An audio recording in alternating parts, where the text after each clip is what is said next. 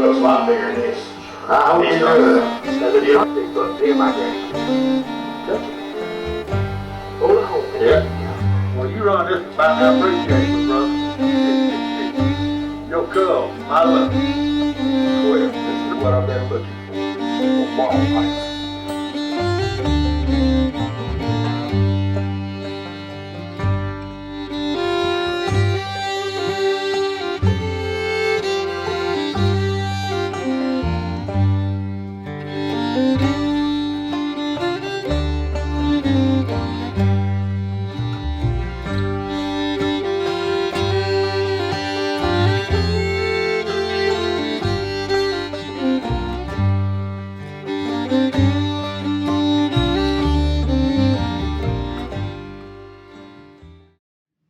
All right, another week, another episode of Trophy Tales.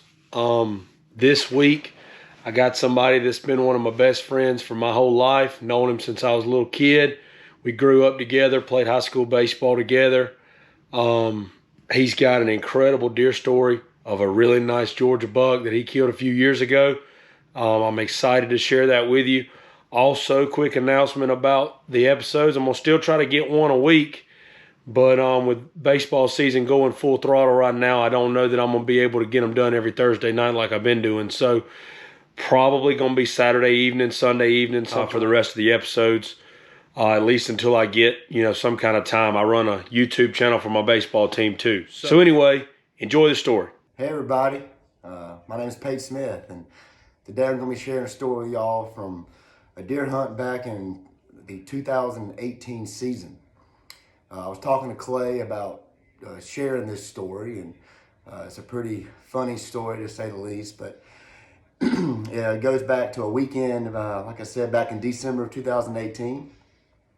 I was coming back into town with some buddies that we had, some college friends. We get together every year, and we wanted to have just a good annual hunting weekend together. And this year we were back in my hometown outside of Butler, Georgia, on my family farm. And so we got into town late Friday evening, and we were able to, a couple of us were in town in enough time to hunt that afternoon. So we knew we had some big bucks on the property. We had some good pictures between my dad and my uncle, having some good pictures of some really nice bucks. And we were just kind of working there, mainly moving at night. Most of our pictures were 2, 3 o'clock in the morning. So we weren't sure if we were going to get good daylight, access and shots at these bucks. So, but we've been hunting them, and actually a few weeks prior to the hunt I'm going to be talking about today, my dad actually had an opportunity to kill the same buck that we're going to talk about today. He had a difficult shot and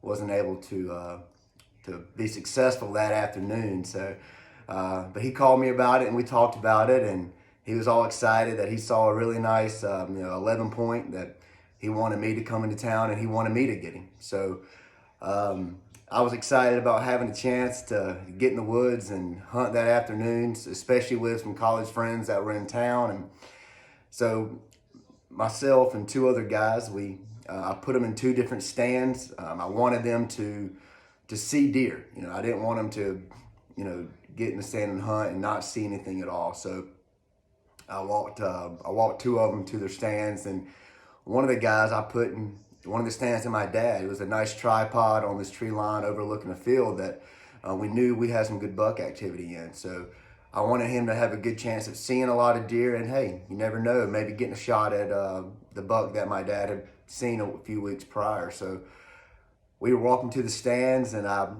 put them in their stands, and then I walked probably 300-400 yards away from that tripod where I had another ladder stand tucked off into the woods that I've sat in probably 100 times. And it's one of those stands my dad would always say, hey, you're not going to see a lot of deer out of this stand, but when you do, it's probably going to be a monster. So I've hunted that stand, like I said, 100 times, and 95 of those times I haven't seen anything. But I didn't care. I was hunting with some friends, and it was more about them having a good time than myself. So I got up in the stand, and of course, as soon as I got in the stand, I pulled out my cell phone, and I sent everybody a text, say, hey man, you good? Are you situated? You comfortable? And then everybody's like, yeah, we're good. And And before I even started hunting, I hadn't even gotten in hunting mode yet. I was like, well, I'm just gonna check my social media real quick, check my email, and then I'll put my phone away and I'll get serious. And sure enough, I wasn't in the stand 5 minutes, and I heard a limb crack off in the distance, and sure enough, straight ahead, I hadn't even put one in the chamber yet on my rifle. Uh, and here's this buck walking straight towards me with his head down, not a care in the world, and I'm sitting there frozen on my cell phone, and I was like, oh my gosh! So I'm slowly trying to put it away in my pocket, and sure enough, I guess I was on social media still, and my thumb hit, I guess it was a video or something, and my phone went off, started making all this racket and noise, and I'm panicking. I'm like, oh my gosh, here is this buck that I have prayed for years, to have an opportunity to kill a beautiful buck on our farm. I've always wanted that, and here's my chance, and I'm about to blow it with my phone going off. I hadn't even loaded my rifle yet, but sure enough, here is this buck walking straight toward me, probably 50, 60 yards in front of me with his head down, walking directly towards me. And so by the time I can silence my cell phone, get it back in my pocket, I don't even know if I think I silenced it and threw it on the ground. I was so annoyed at my phone. I slowly threw one in the chamber, and by that time the buck had moved. He was still straight in front of me, but he had moved off to my right, off into a thicket. And by the time I pulled up my rifle and tried to find him in my scope, I was disappointed because I was like, oh my gosh, I don't know if I'm going to get a good clean shot at this buck. And I knew it was now or never. I didn't get a chance to get home and hunt as often as I wanted to, so I knew it today was my day. If it's going to happen, I've got to do it now. So I found a small little clearing in the thicket. I said, if this buck walks through here, this is going to be my only chance of getting a clean shot at him. And sure enough, he slowly crept, because he was at this point, he was being very, very cautious. And I was just surprised why he didn't run off at the sound of my cell phone. Well, come to find out, when my dad had missed this deer, well, we're assuming this is true, you'll notice in the pictures, the left ear of the buck has a clip on it, where he's missing a part of his ear. And we know for sure that my dad had missed this buck, and I also heard a story of the daughter of one of our family friends that has land adjacent to ours. She also had taken a shot at this buck with a bow at a much further distance. So for all we know, this buck had already been missed twice. I said, well, I'm going to get this buck today. And so he moves right through that little thicket and right through that clearing that I thought I was going to have my one and only chance at getting him.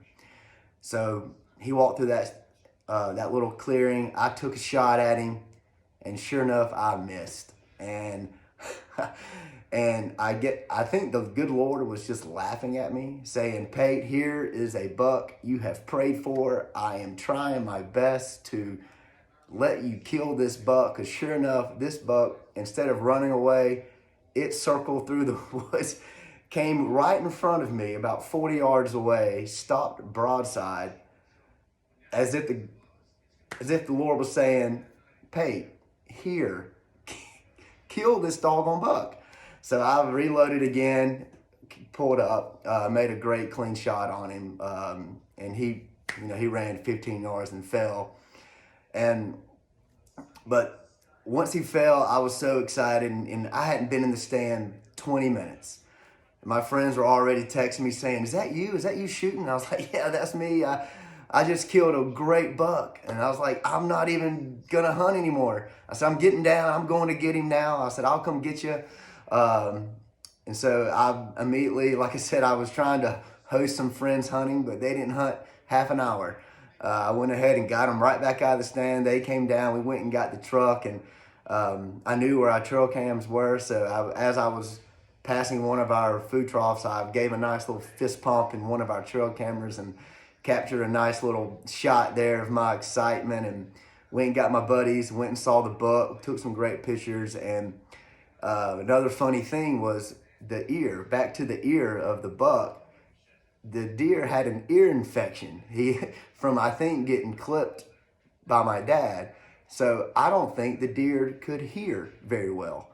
I don't think he could hear my phone going off. And that's probably why he noticed something was different, but I think that's why he didn't run away. So you're looking at probably the luckiest guy in the world who should not have killed this great buck. But like I said, it was an answer to a prayer, and the Lord gave me plenty of reasons and chances to kill this buck, and it landed into just a wonderful opportunity, some great memories of mine that I'm glad I could share with my dad and also my friends that were in town that weekend. It started off the weekend of, steaks, fires, and football, but it started off with a great afternoon hunt with a great buck killed, and so I was ecstatic and super grateful and thankful and blessed, to say the least. But